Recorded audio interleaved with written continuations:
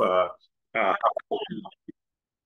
like a brief, like 30 to 40, 35 minutes lecture on lung cancer post-treatment changes. Mostly, I will be showing cases like. So let's start. So there are like multitude of treatment modalities for lung cancer. Uh, One is surgery, one is chemotherapy, it can be radiation, nowadays with a lot of immunotherapy and like a lot of targeted therapy. So the types of surgeries are if it's a sublobar resection, then they can do like if it's a small peripheral tumor, then they can do like a wedge resection.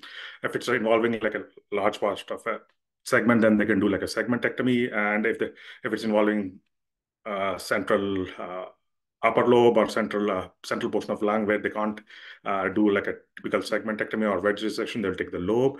In some cases where the main bronchus are involved or the central hilar structures are involved, then they can do pneumonectomy.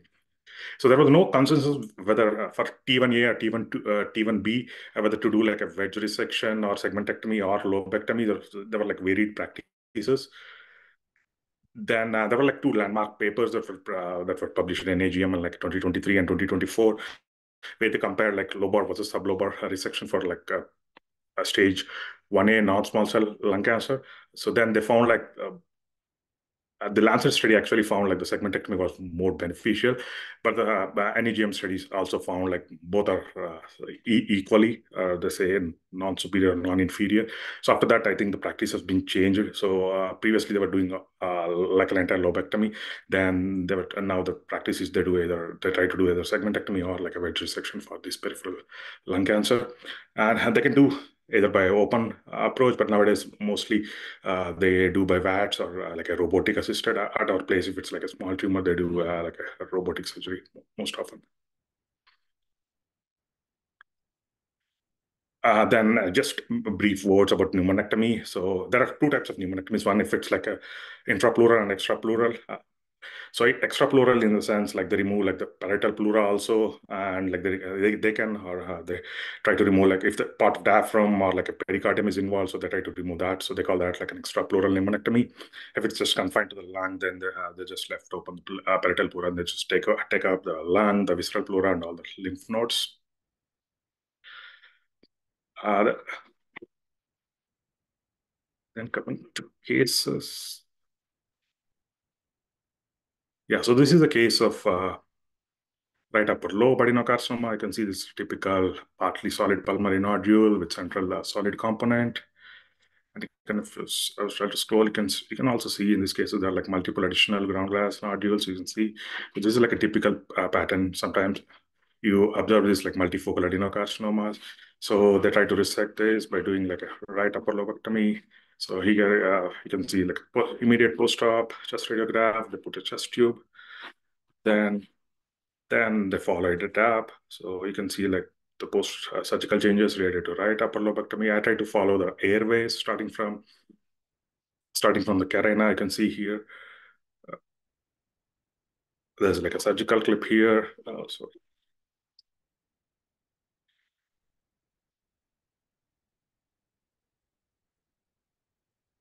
yeah, there is like a surgical clip here on the changes of right upper lobectomy. You can still see those ground glass nodules here in the right medial lobe and right lower lobe. And this is again the follow-up radiograph. You can see surgical clips. There's like a volume loss in the right upper lobe and just like a tracheal deviation, like slightly mediastinal deviation towards the right side. So, and just to add a note, so I heard of, if you go to the tumor boards often, so they come up with this term called field cancerization now. So they're trying to explain this how in the same patient there are like multiple adenocarcinoma spectrum lesions. So they are saying like this is a concept of field cancerization similar to that. You can see like if there's like a gene involved in like a polyposis colon, you can see multiple polyps. So they're also telling that that's the same concept in which there like maybe like a lot of genetic mutations or like a lifelong epigenetic changes that accumulate throughout the life that is leading to this multifocal adenocarcinomas. Then again, this is another case.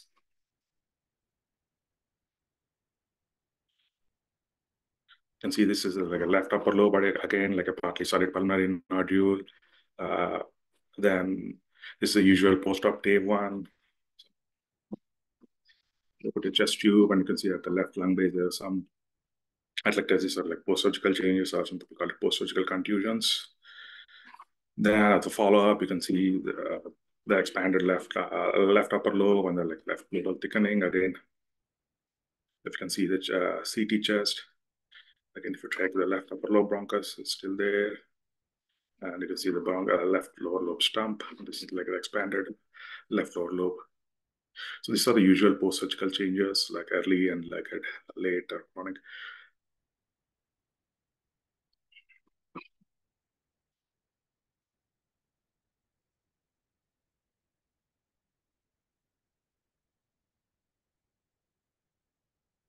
Yeah, this is one more case of right lower lobe malignancy, like a adenocarcinoma that's presenting as a big solid mass. You can see if you scroll here, there's also like a satellite nodule here. So what they did in this case was try to remove the entire left lower lobe and try to wedge off this left upper lobe lesion. So this is the post-operative changes.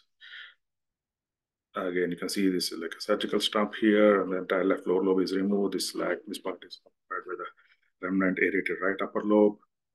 Here in the left upper lobe, if you observe, there's like this peripheral suture line that they try to wedge off this right upper lobe. So these are the usual post-operative changes like surgical clips, some post-surgical fibrosis, post-surgical atelectasis.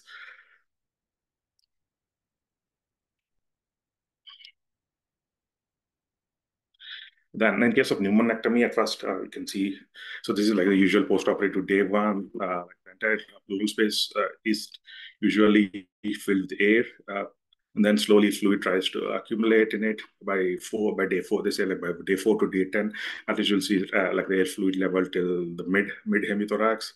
Then by day 30, the entire pleural fluid the entire space gets filled with some fluid, and the trachea is deviated, and then this vacant space is occupied with the heart and mediastinum.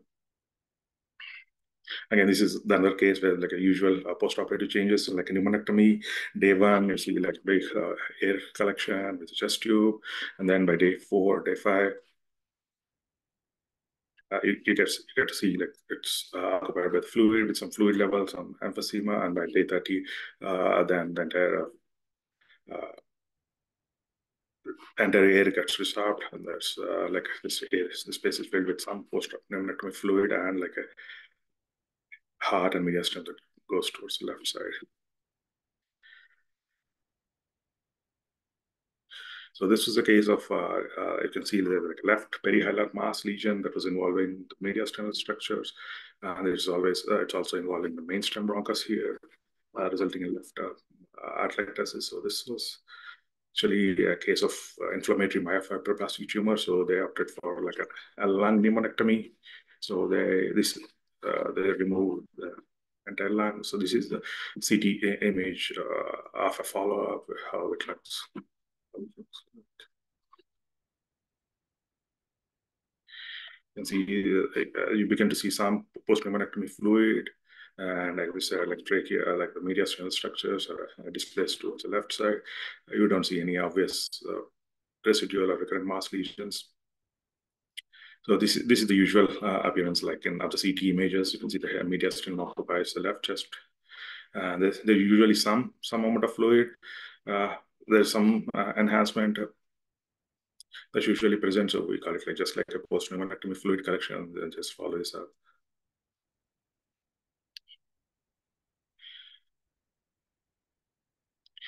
Then coming to the complications after this lung surgery, airway-related complications can be like a bronchial dehiscence, or bronchopleural fistula, persistent air leak, or this syndrome unique to a pneumonectomy. They call it post-pneumonectomy syndrome, which shows some cases related to that. So as I said, like the flu, immediately after post-op day one, you see like the pleural space gets filled with the air, and then slowly the air gets resorbed, and there's like air fluid level develops, and slowly even that air gets resorbed, there will be a tiny amount of fluid left. But if you see a new air fluid level or like an increasing air fluid level or still persistent air fluid level, just like 4 weeks or 5 weeks later, then you should suspect either a bronchopleural fistula or like an dehiscence at the bronchial tree. So this case, the patient had like a symptoms of the patient was septic, and so then X-ray was done. They found that this new air fluid level still persistent after like 4 or 5 weeks. Then when they did a CT, you can see like a big fluid collection with air fluid levels. Diagnosis of empyema was made here. Incidental note is, if you can see this, a parallel track coming from the chest wall to the bronchial stump, sorry, to the pulmonary artery stump. So sometimes they do like this intercostal muscle flap. So this is how the intercostal muscle flap looks like. That goes from the chest wall here and into the pulmonary arterial stump.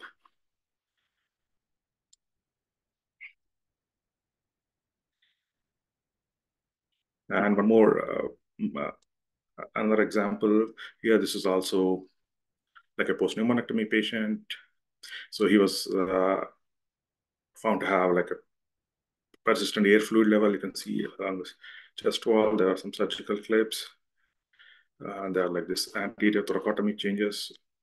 So he still has this multiple air fluid levels. And if you can observe carefully, this is the site of bronchial anastomosis, but you can see like there is like a thin rim of air collecting, air communication between the mainstem bronchi and this collection. Again, on the lung window, here you can see that again, this is like the mainstem bronchus, and this communicates with like an air fluid collection. So a diagnosis of like a partial bronchial dehiscence was made. So this was just followed up. The patient, they put a chest tube and they followed up, and finally it got resolved. And one more complication, like an airway-related complication, is this thing called persistent air leak. It can happen after segmental or subsegmental resections, like a wedge resection. So the concept is like there is like persistent air leak from this alveoli into the pleural space. So they call it usually they after post-op they put some chest tubes and they connect it to chest drain. So even if they see like air bubbles after 5 to 7 days, that's what they say, then they diagnose clinically as a persistent air leak.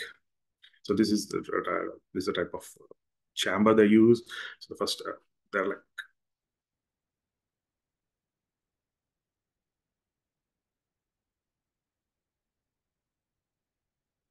sorry, yeah, this is a chamber they use. Apparently the first portion is where they collect the residual blood products, and then this third chamber is where you can see they put like a fluid level and to see like air bubbles. They can also quantify how much the air is collecting. So if they see like air bubbles if they quantify some persistent air leak after 5 to 7 days, then they leave the chest tube there for a few more days. Even if it's still not persist, then there are some invasive or non-invasive procedures. Sometimes they do a CT chest to see if there's an obvious bronchopleural fistula, and if there's an obvious bronchopleural fistula, they can try to put like a one-way valve through it. Or if invasive, they can also do like a VATS decortication or something like that. So it's mostly a clinical diagnosis. Some indirect findings, you can see like a persistent pneumothorax. Like in this case, this is like a post-op day one usual chest wall emphysema. They put two chest tubes, but again, there was like a persistent air leak in in this in this chamber. You can see like some persistent pneumothorax there, and so it's still persistent emphysema. So in this patient, they just kept chest tube for a few more days, and the air leak got resolved. So this is one unique complication to after post-pneumonectomy. It's called post-pneumonectomy airway syndrome. So what happens in this case is like the airway and there's like in this case there's like a right pneumonectomy, and there's like an expanded left lung that fills off this entire pneumothorax, and now this pneumonectomy space is as I showed in previous examples is filled with heart and mediastinal structures. Sometimes these mediastinal structures they rotate abnormally and they cause this obstruction to the airway. So this is a case I took from literature where they're trying to explain like there's like this left airway that gets squished between this descending aorta and like vertebral column. Next, coming to the parenchymal complications, like the usual pneumonia, aspiration, or sometimes these are post-operative patients, so they can develop like an ARDS or diffuse alveolar damage. One thing that's unique to this uh, lung cancer reduction surgeries is this lung torsion. It can be like a lobar or segmental torsion. Usually, it's described in the setting of right upper lobectomy, right middle lobe undergoes torsions. The predisposing factors are like it's like a long hilar pedicle. So imaging, you can see like a ground glass opacity, collapse, and consolidation. And obviously, if you do like a CT chest with contrast, you can see like the swirling of the vessels near the hilum. Here I have like a case of subsegmental torsion of the right middle lobe following like the right upper lobectomy.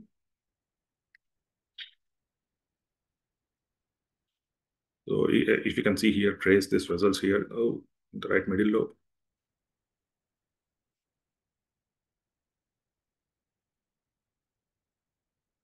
You can see this obvious swirl of vessels here in the right middle lobe, and the part of right middle lobe was under was atelectatic, so a diagnosis of like a subsegmental right middle lobe torsion was made in this.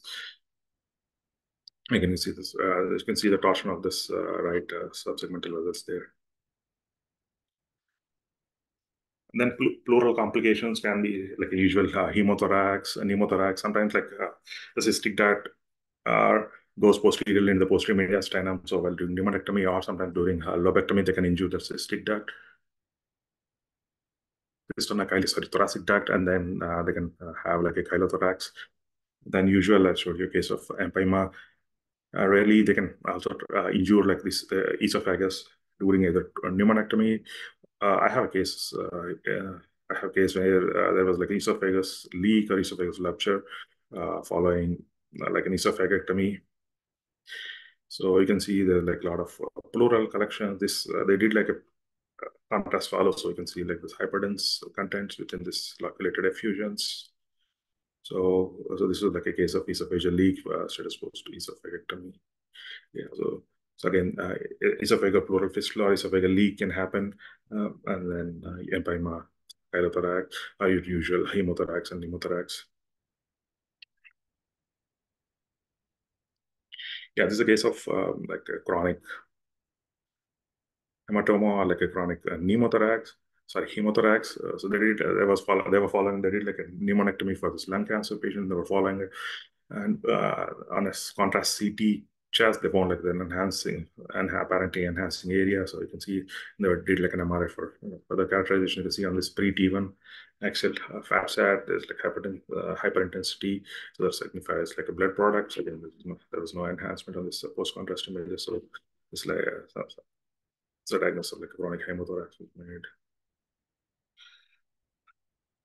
Now coming to the other modality for treatment of lung cancer is like a radiation. So side effect or complication of radiation is radiation pneumonitis.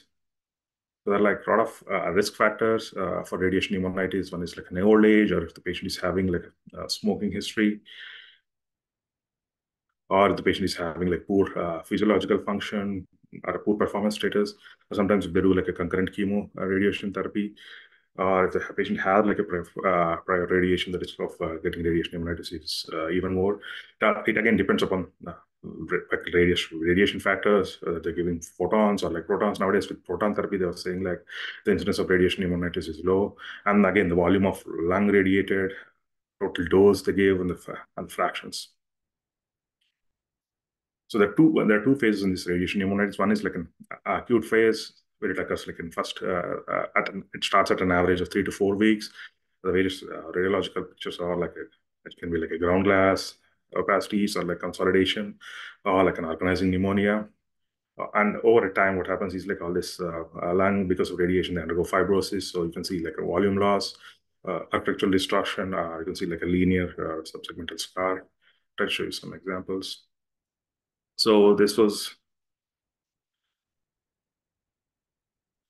you can see here, there is like a right lower lobe mass lesion that was like, that is like intensely FTG avid. So this was a non-resectable because this is involving a lot of mediastinal structures, pulmonary veins. So that I did radiation for this. And This is how like an acute phase of radiation, as I said, radiation pneumonitis happened. So you can see like this patchy, like an area of consolidation with central clearing. So this is like your usual organizing pneumonia picture in 3 weeks. And over time, what happens is like most of this tissue gets retracted. So this is like the follow-up. You can see by this time there's like resolution. There is resolved all this consolidation or organizing pneumonia. Now there's just like persistent direct visual distortions. Some areas of scarring here in the right lower lobe.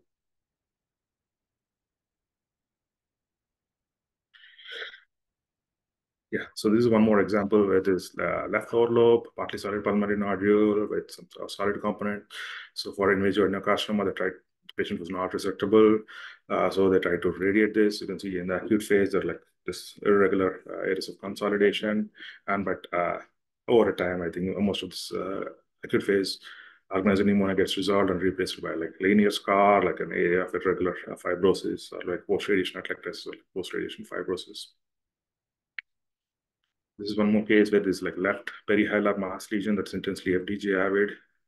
So this is also non-resectable. So the patient tried opted for radiation. You can see in an acute phase, there's a lot of this GGO opacities surrounding in the left upper lobe, and in the left lower lobe again, because this area, so there's a part of a lesion that goes into the left lower lobe. So this area was also irradiated. So there was like this ill-defined drumless densities. This is like typical for radiation pneumonitis in acute phase. And in the chronic phase, most of this GGOs will resolve and there's like persistent, ill-defined artificial distortions and chronic consolidation with fibrosis, with traction bronchiectasis. But unfortunately, this patient had a recurrence. So this is post-recurrence after chronic radiation.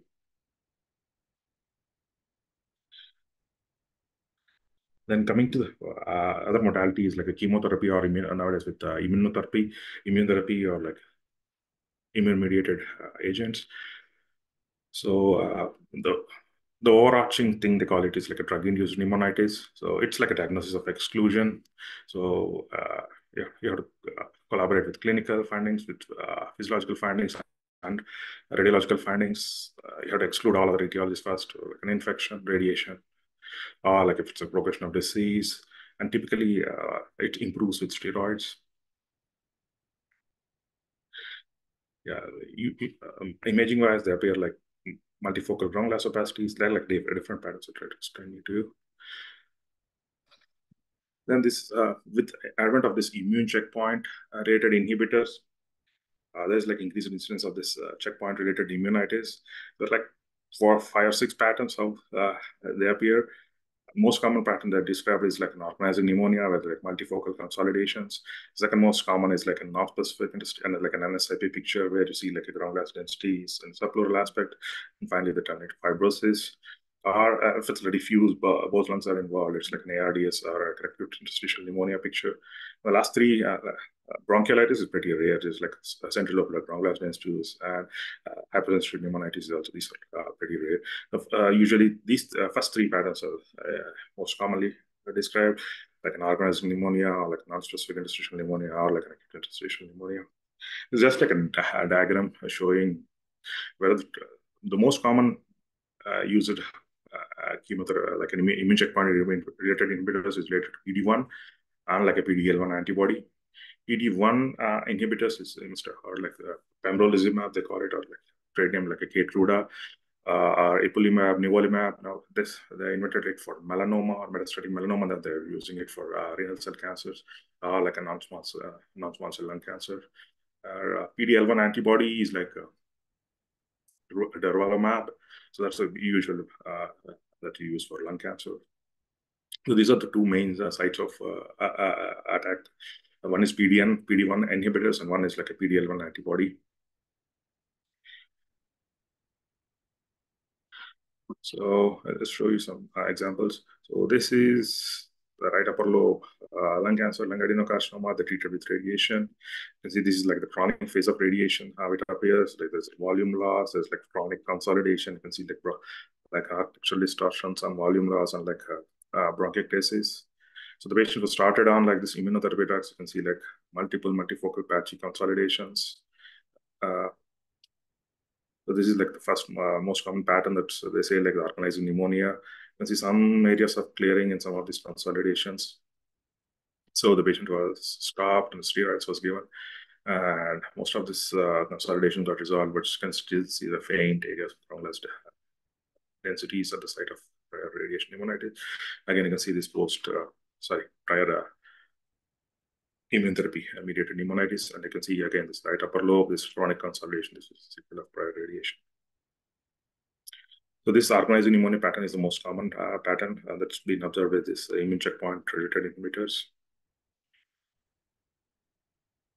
The second pattern is like an ARDS picture. Now, this was the case of metastatic melanoma that was started on ipilimumab. So you can see like the diffuse ground glass density is bilaterally predominantly in the lower lobes. This is like your usual microinterstitial pneumonia or like an ARDS type picture. So the patient was followed up with steroids, and most of these consolidations were gone. There's still some ground glass opacities left, and here in the lower lobe you can see a sort of fibrosis that sets in like post ARDS fibrosis.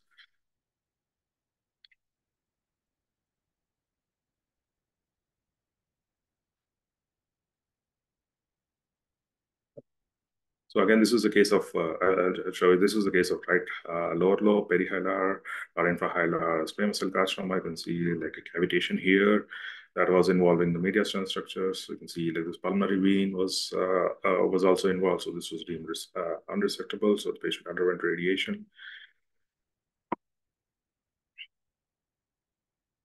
So this is like a subacute phase where you can see the bulk of the tumor has reduced, but there's still the persistent some areas of organized pneumonia there. So that's like a subacute early chronic phase of radiation pneumonitis. Bulk of the tumor is gone. And then the patient was started on his immunotherapy drugs. You can see he developed this ARDS type of picture, whether like diffuse, bilateral, ground glass densities.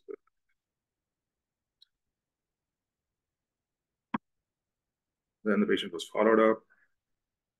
Unfortunately, much of this ARDS picture slightly resolved with some fibrosis, but the patient was stopped, so he developed this right lower lobe recurrence. You can see that. Try to show you on soft tissue window. Yeah, this like persistent, like the cavitation, like a big right lower lobe mass. Now it's involving the heart. So this was like a recurrence of this known right lower lobe. You can see. Then I'll finish with this two unique complications. One is like a radiation recall, and the other is like a sarcoid-like phenomena that they are describing recently.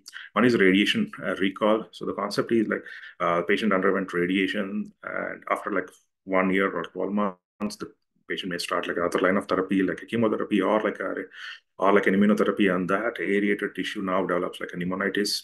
So they are calling it like delayed inflammatory reaction, which occurred within irradiation tissues. The way to differentiate this from radiation pneumonitis is, as I said, radiation pneumonitis typically occurs like 2 or 3 months after radiation, but this phenomenon radiation recall occurs like way remote radiation, like maybe 1 or 2 years later. So it can be triggered by either chemotherapy agents like anthracyclines, taxanes, or like a targeted therapy like checkpoint inhibitors. This is a case I took from literature. So this patient had like a left pneumonectomy, and he had like a recurrent metastatic lymph node. So they radiated this area. You can see this radiation maps here. So you can see this is like the first follow-up. You can see some area of consolidation. Then after 1 or 2 years, the patient was started on like additional chemotherapy agents. So then he developed this radiation we call pneumonitis. And then they're following it up by the time I think it was resolved. Then the other phenomenon is this phenomenon called sarcoid-like reaction. Again, this is usually seen with this PD-L1 or PD-1 inhibitors because, as I said, in this diagram, there's like a lot of T-cell mediated response. So imaging-wise, it typically looks like sarcoid. Even in biopsy, it looks like sarcoid, non-caseating grangiomas. I'll show you like a couple of examples. So this was a case of metastatic RCC, I think metastatic melanoma. This patient was started on like PD-1 inhibitors, nivolumab. So you can see like this may be image of the PET. There are like multiple hilar lymphadenopathy, subcarinal lymphadenopathy, and on the lung, So this subtle findings of this centrilobular nodules, predominantly in the subpleural aspect. So they biopsied this lymph nodes, and it was turned out to be like sarcoid-like reaction. So this was another case of this was metastatic RCC on immunotherapy. So you can see like this faint, starting from upper lobe, faint, low, faint central nodules along this upper lobe, and then you can see again this faint lobules along the peribronchovascular interstitium. And then if you come here, you can see like the typical sarcoid picture. So this is a septum. You can see this septal nodularity. And again, you can see along this peribronchovascular interstitium, all this nodularity. This is like a typical perilymphatic nodules. You can see some interlobar septal thickening nodularity, this lymphatic nodules, and here also you can observe again in the left lower lobe there are these perilymphatic nodules and consolidations. And this is like a follow-up again. You can see like right upper lobe nodularity, all this nodularity along the fissures.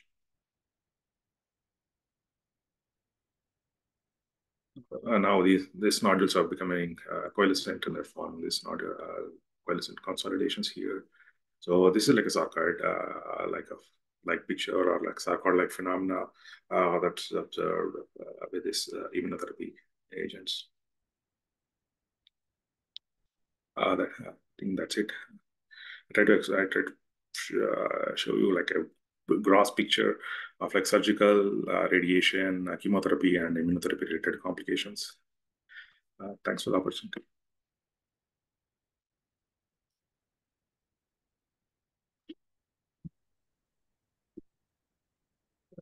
Dr. Harish. Yes, Dr. You did a great job, and we could see everything in one go. I have seen many people, seniors, and here, and I would request them to open up the discussion.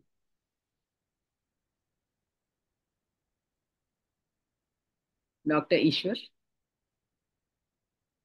Yeah, Dr. Kavita. Thanks, Harish, for a very comprehensive presentation. A very common thing which you see there. You are also seeing so much of lung cancer with various modes of therapy. One thing is about chemotherapy or drug induced therapies. How sure are we in saying that it's not a infection or a recurrence, or before you label it as a drug reaction? How do you go about in your daily practice in such a situation in your institute? Yeah, so it's diagnosis of exclusion, sir, as I said. So usually, first thing I said is you'll see like this multifocal consolidation. The first thing I say to them is like they pull up these cases in tumor, but I say that it looks like infection, and the first thing they say is, but the patient doesn't have fever, the patient doesn't have a white count. So it's mostly a diagnosis of exclusion. First, you should exclude all the infectious processes. Then a clinical picture also, which may not have like typical, if they're having multifocal consolidation, they may not have like typical picture of infectious pneumonia. And then sometimes they do like a bronchoscope lavage also, sort of like bronchoscopic lavage, and they take biopsies also. And sometimes they do this if they're not sure, if they're not, the clinical picture is not following like infectious pattern, then they start on steroids and they just observe it. If it's improving, then they say like, okay, maybe this is all radiation, this is all like a drug-related pneumonitis, retrospectively. Okay, thank you. Dr. Jayalalitha, Dr. Kishore, anything you want to raise? Yeah, it was a beautiful presentation. I really loved it. And as far as drug-induced changes which you have explained, how frequently you see UIP? Do you see UIP? Like UAP picture of fibrosis. So typically what, look at the literature, typically what usual patterns, what they're saying is like the first most common type is like this organizing pneumonia, and the second type is like the NSIP picture. I haven't heard like they've been talking about like UIP as like the predominant pattern of drug-related interstitial lung disease. Maybe they're like anecdotal case reports, but I have those are the first two main patterns that they have been described. Yeah, that's right. I mean, often we see organizing pneumonitis, NSIP, and once in a while we see diffuse alveolar damage. Yes, And yes. if you have NSIP or something, and over a period of time, it may have more of fibrotic changes. And when it becomes fibrotic NSIP, sometimes it's difficult to say whether it's UIP unless you have Yeah. the previous imaging to compare with, and then you can say that it's fibrotic NSIP. So I was just Yes. wondering whether is anything pure UIP has been described.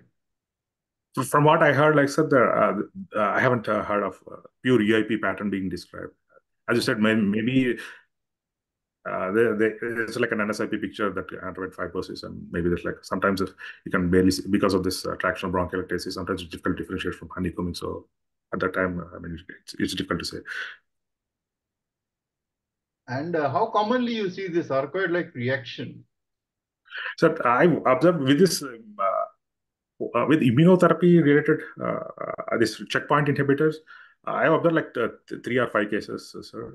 The frequency is like very less. So usual drug related, what they say is like the drug related reactions occur like 1 in 1 lakh or less than 1 in 1 lakh or 0.5 in 1 lakh. The sarcoid reaction is even less than that. It's like 0.2 per 1 lakh or less than 0.1 percent per 1 lakh. That's been described in the literature.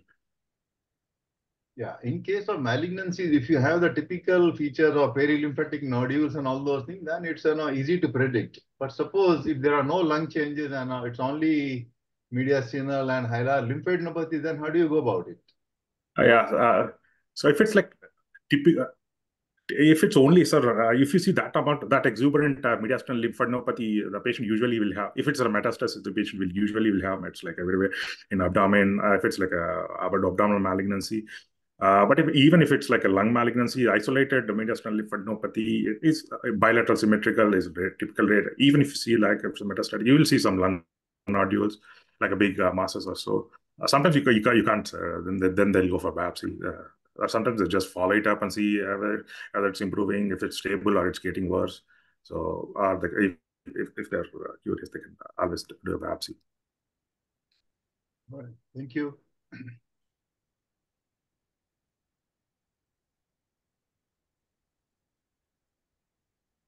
Thank you. Then are there any specific drugs which produce a specific type of reaction? Yeah, so many immune checkpointers and immunotherapies. Are there any specific linkages for that? From what I've read, sir, I didn't see any specific drug causing specific like a type of picture. Usually, they're clumping all these things and they're clumping this into different patterns. Usually, as I said, I haven't at least heard of any specific drug causing like a specific type of drug reaction.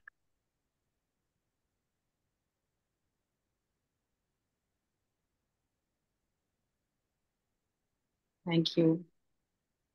Thank you, Dr. Harish. Yes. Any more questions? Dr. Mathur? Dr. Arun? Good evening, ma'am. Dr. Harish, it was a very, very good presentation. In fact, like we deal with PET-CT. So these type of reactions, especially post-radiation, post-surgery, we see day in, day out. And sometimes it becomes really difficult for it to differentiate whether it is really a residual or recurrence disease or it is. But your presentation has made a lot of things clear. Though again, like these immune checkpoints, they are not that much used in India, especially in like I come from Nizam's Institute of Medical Sciences, where we don't have that much of affording patients. But still, we have seen like 1 or 2 cases of sarcoid. Radiation recall is it is one of the concepts which is very new to me actually. Like and I think that for me, take-home point is both radiation recall and that sarcoid-like reactions. These two are very important, and I think everybody should know about it. Thank you very much for this such wonderful presentation. Thank you, ma'am, and thank you everybody who is taking such great effort to put all these things together. So, Madhur, from now onwards, you will not have confusion in reporting PET-CTs, huh? No, sir, not at all. Because we report PET and CT together, so we have very less confusions. It's only PET, then a lot of confusion. Then most of the things are. Yeah. Thank you, sir. Thank you. Thank you. Thank you, Dr. Harish. I thank Dr. Kavita also for suggesting your name. And then it's nice to have you on this platform. Thank you very much for your efforts in putting up all these cases together and sharing your experience. Thanks, man. Thank you very much for that opportunity. Thanks. Thanks, all. We'll meet next month with another webinar. Thank you. Good night. Good day.